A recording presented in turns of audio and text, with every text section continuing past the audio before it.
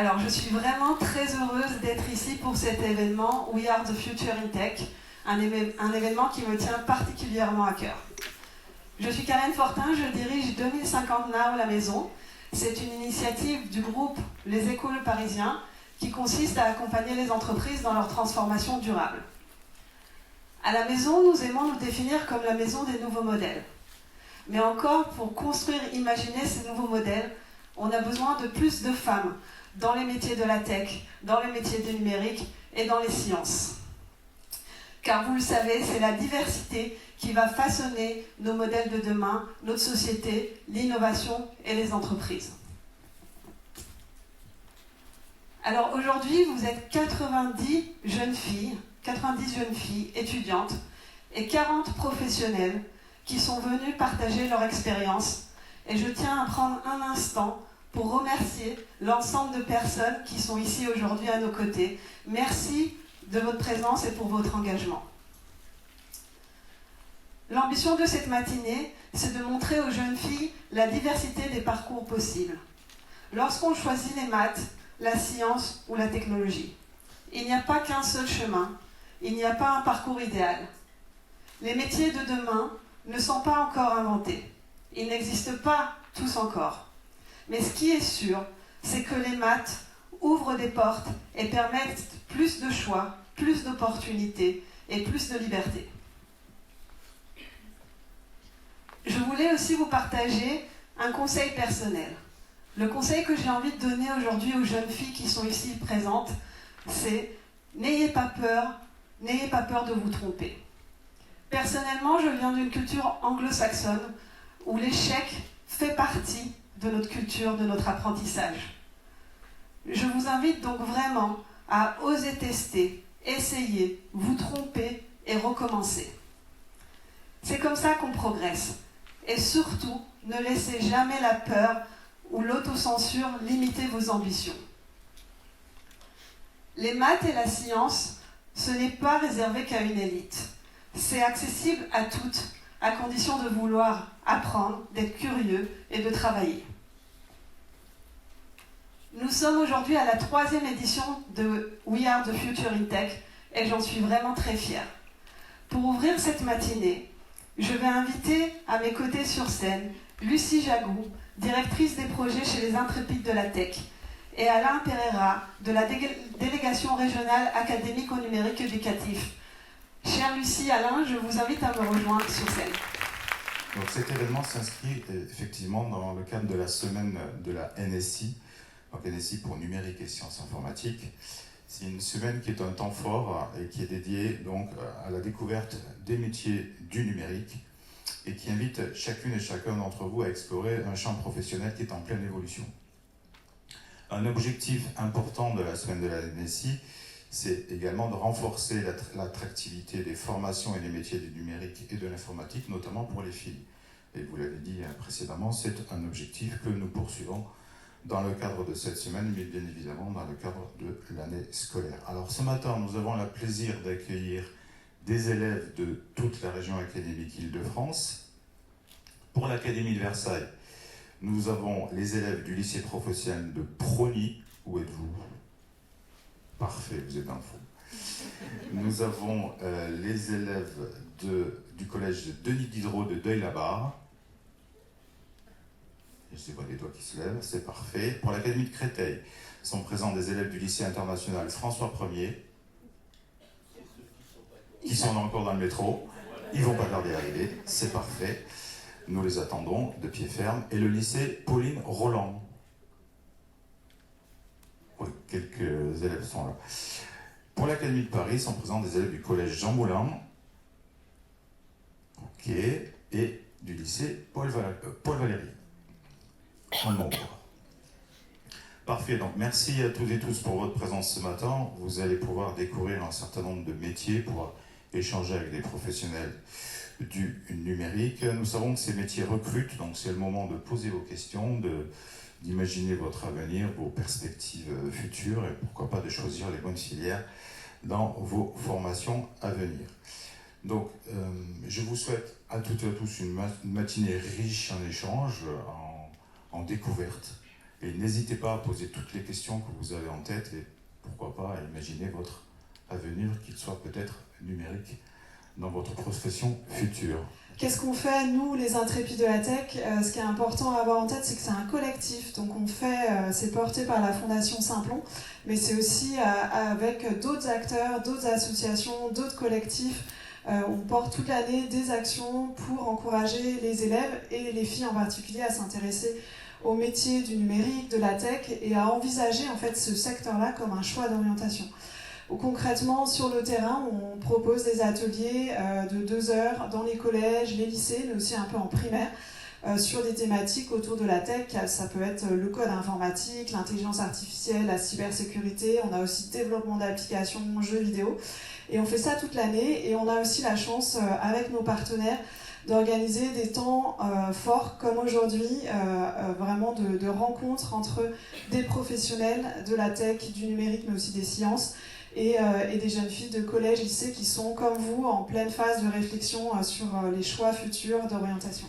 Alors, avant que vous rentriez dans les sessions de mentorat et que vous ayez la possibilité d'interroger chacune des femmes professionnelles qui aujourd'hui ont pris de leur temps pour venir échanger avec vous, partager avec vous, on s'est dit que, comme vous n'aurez pas la chance de toutes les rencontrer, ça serait peut-être intéressant de créer un panel avec une diversité de profils, avec des métiers à la fois scientifiques et des métiers plus tournés vers la tech, vers la data, mais qui puissent vous donner un peu toute l'amplitude des métiers et des profils et du coup des parcours qui nous amènent à ces carrières-là. Donc je vais peut-être recommencer par une première question pour Karine. Karine, vous êtes du coup, alors en français, parce qu'on va dit de traduire pas CIO, mais directrice des systèmes d'information chez LVMH Beauty. Est-ce que vous pourriez nous expliquer quel a été votre parcours, en quoi consiste un peu votre métier et comment vous êtes arrivée jusque-là? Oui, bonjour à toutes. Je suis ravie de pouvoir parler de mon métier parce que c'est un métier qui me passionne. Donc moi, je suis arrivée dans la tech un petit peu par hasard, il y a assez longtemps. Et pour vous dire, au début, je me destinais vraiment à une carrière plutôt orientée dans la finance. Et pour faire ça, je m'étais dit, je veux faire une prépa, je veux faire une école de commerce, donc je garde les maths. Et en fait, je pense que c'était la meilleure décision de ma vie. Donc j'ai fait ma prépa, malgré quelques, on va dire, freins qui m'ont été mis, notamment par une prof de maths qui me disait « mais tu n'es pas assez bonne en maths, tu n'y arriveras pas ». Donc ça, c'était le truc à ne pas me dire, parce que forcément, j'ai réussi.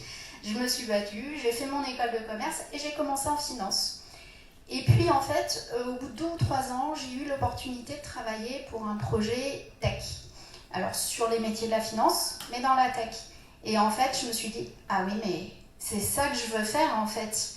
Et à ce moment-là, j'ai changé de carrière, j'ai complètement bifurqué et j'ai du coup évolué dans les métiers de la tech depuis maintenant un peu plus de 30 ans. Donc ça nous montre que les parcours ne sont pas forcément linéaires et que parfois on n'est pas non plus obligé que passer par une école d'ingénieur pour arriver dans les métiers de la tech ou de la data.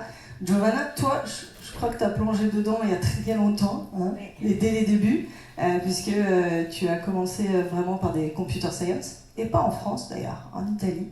Est-ce que tu peux nous en dire un peu plus? Quel a été ton parcours et qu'est-ce que tu fais aujourd'hui?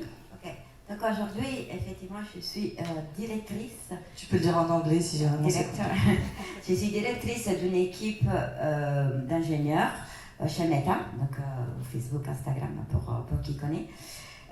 Et on travaille surtout, en fait c'est des développeurs, hein, les gens que je manage, on travaille surtout avec des clients sur la partie publicité. Alors comment je suis arrivée dans la tech? Quand j'avais votre âge, j'aimais bien les maths. J'ai eu la chance moi d'avoir un professeur qui m'a encouragée, qui m'a donné plutôt la passion pour les maths. Et surtout qui a un peu démystifié. Souvent on dit les maths c'est compliqué, on n'y arrive pas. Et en fait, finalement non, c'est accessible à tout le monde. Et d'ailleurs, quand on commence à rentrer, ça peut être aussi un jeu en fait. C'est un peu comme de la gymnastique pour le cerveau. Et donc j'étais passionnée par ça. J'ai étudié computer science, donc informatique, à la fin des années 80, donc quand c'était pas encore quelque chose de très commun. Et j'ai eu la chance d'avoir une bourse aussi. J'étais en Italie, donc j'ai grandi en Italie. J'ai eu une bourse pour aller étudier à New York, où je me suis retrouvée effectivement au début des années 90, au début d'Internet. Donc j'ai vécu un peu toute cette période qui nous a amené à maintenant où il y a eu beaucoup de changements.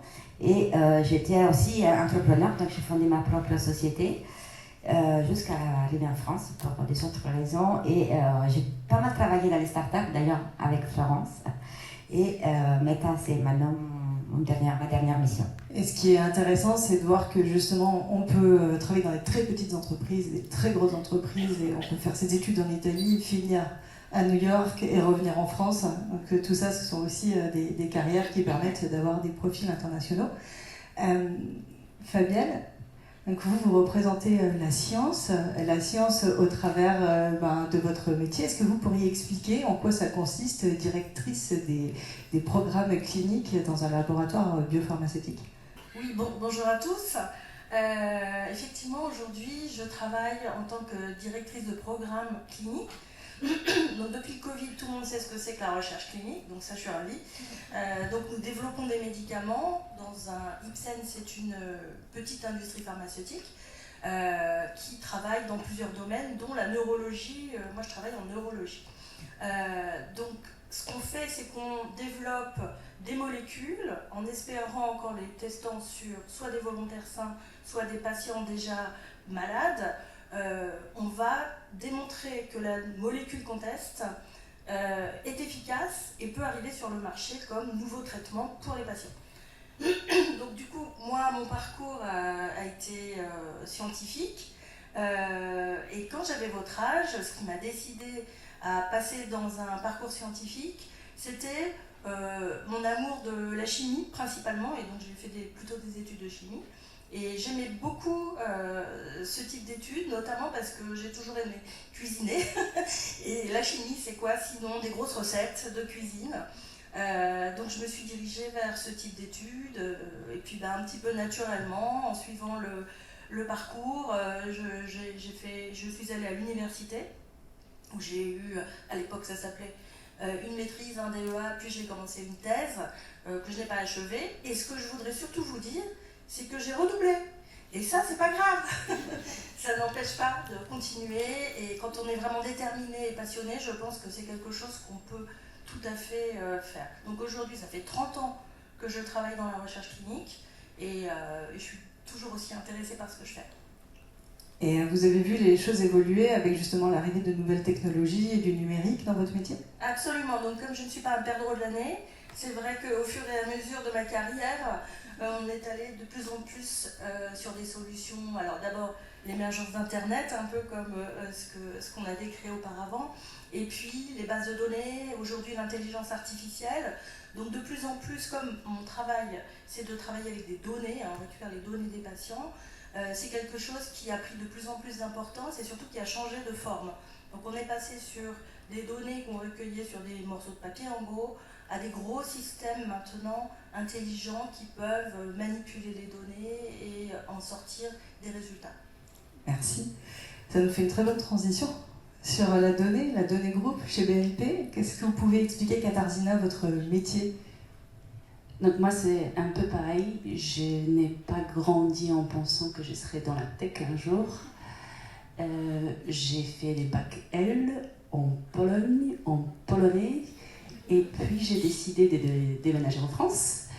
Et je me suis posé la question dans quel domaine le fait que je suis polonaise, que j'ai un accent, que je fais des fautes en français, ça va pas être frein dans ma carrière. Donc je me suis dit, maths, c'est une bonne idée. Les chiffres n'ont pas d'accent.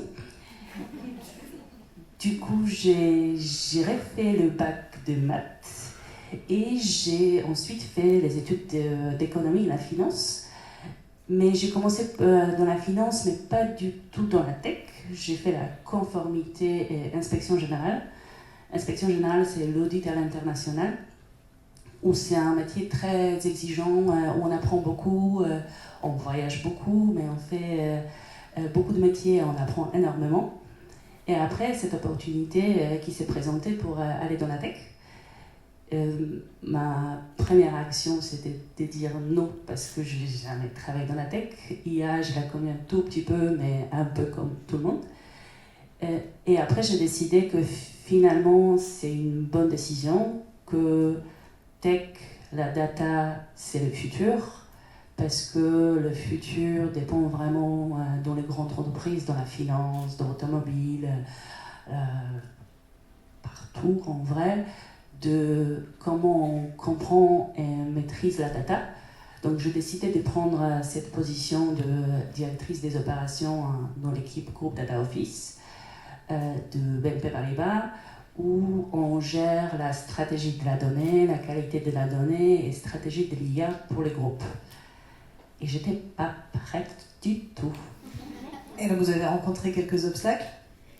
J'ai rencontré quelques obstacles, bien sûr les stéréotypes, les obstacles qu'on peut rencontrer dans toutes les entreprises, mais je pense que le plus grand obstacle c'était moi-même. Et les limites que j'avais dans la tête, la petite voix qui me disait tu vas pas réussir, c'est un métier des hommes, c'est un métier très tech, c'est très technique, tu n'as pas d'études scientifiques. Et c'est vraiment la voix qui était l'obstacle le plus important. Est-ce que vous avez des obstacles que vous avez rencontrés dans vos parcours ou dans vos carrières que vous voudriez partager? Alors je vois même pas le temps qui tourne parce que je veux juste dire à la régie, j'ai pas le retour, donc je fais... voilà. En fait, je veux bien rebondir sur ce que tu viens de dire parce que finalement, en préparant cette matinée, c'est exactement ce que je me suis dit. Finalement, les plus grands obstacles, c'est ceux qu'on se met soi-même et pas les autres. Donc si j'avais un conseil, c'est vraiment ne vous mettez pas de vos propres limites parce qu'il y a plein de gens qui essayeront de vous en mettre. Mais c'est plutôt, voilà, moi le plus gros obstacle que j'ai eu, c'est plutôt le syndrome de l'imposteur, de me dire non, je ne suis pas capable, ou non, je n'ai pas assez d'expérience, ou non, je n'ai pas fait les bonnes études. Enfin bref, trouver plein de bonnes raisons pour lesquelles je pense ne pas être capable. Et en fait, si, je suis capable. Et comment lutter contre ça? C'est échanger, discuter avec des pairs, discuter avec des collègues. Moi, je m'aide beaucoup aussi de ma famille ou de mes amis pour me rendre compte de tout ce que je fais et tout ce que j'ai su faire dans ma vie et de me dire, mais en fait, arrête de te mettre des limites, quoi. Vas-y, fonce. Alors, en termes d'obstacles, effectivement, syndrome de l'imposteur, je connais ça par cœur. Et puis, je ne suis pas capable ou je ne vais pas y arriver. Et je voudrais surtout évoquer les maternités, la grossesse au travail, qui sont quand même, enfin qui étaient quand même des handicaps sévères, à la fois pour moi-même et à la fois au sein de l'entreprise, parce que moi j'ai eu 3 enfants, donc 3 grossesses, et quand je suis revenue, à chaque fois ça a été très compliqué de récupérer ma place. Et dans la tête, je me disais, ah non, mais là, je vais pas y arriver, les enfants m'attendent à la maison le soir, il faut que j'aille à la crèche, il faut que j'aille à l'école, les sorties scolaires, la deuxième journée. Mais en fait, si, ça passe, tout passe. Ce qu'il y a, c'est qu'il faut surtout pas douter de soi, et puis ça se passe bien, quoi. Donc moi, c'est peut-être un peu le message que j'ai envie de dire, ça se passera bien. Merci. Giovanna, si tu avais un conseil à donner de toute ton expérience de ces 30 ans presque dans la tech, lequel serait-il? Mon conseil principal, c'est effectivement de profiter de ces périodes de votre vie. Bien sûr pour vous amuser, parce qu'il faut quand même s'amuser aussi quand on est jeune, mais profiter vraiment de l'école pour pouvoir avoir des compétences, et pas nécessairement sur un sujet en particulier, mais vraiment la capacité à raisonner, à faire de l'abstraction. Comme je disais, les maths c'est comme de la gym en fait, utiliser vos cerveaux pour pouvoir être prêt aussi à changer la future. En fait, quand j'avais votre âge, les métiers que je fais aujourd'hui, ça n'existait pas. Et aussi, on voit que les métiers ils changent beaucoup et de façon encore plus exponentielle, dans le sens avec l'intelligence artificielle, en fait, des jobs qui existent aujourd'hui, ils n'existeront pas demain. Et donc, ce qui est important, ce n'est pas nécessairement de penser à son parcours dès maintenant, mais plutôt d'être flexible et d'apprendre à apprendre, en fait, d'être prêt au changement et s'adapter, et être curieux. Ça, c'est très important. Être curieux vers les autres, être curieux vers ce qui se passe et aussi avoir de la culture, aller voir les choses, parce que l'interaction avec les gens, même dans les matières scientifiques, c'est important. Donc savoir, avoir de l'empathie, comprendre l'autre, c'est aussi important. Ce qu'on appelle communément dans l'entreprise les soft skills. Les soft skills. Exactement. Désolée pour l'anglicisme. Petit mot de la fin, est-ce que vous auriez un conseil à donner? Alors, il y en a quelques-uns qui sont déjà passés. Ne doutez pas, la seule limite, c'est peut-être celle qu'on se fixe soi-même. Est-ce que vous auriez d'autres conseils, un petit mot de la fin avant qu'on passe à la suite de la matinée? Je dirais oser, même si vous avez peur. Et le conseil qu'on m'a donné quand j'ai commencé ma carrière, sortez de votre zone de confort. Parce qu'à chaque fois quand vous êtes à l'aise, c'est là où vous apprenez plus.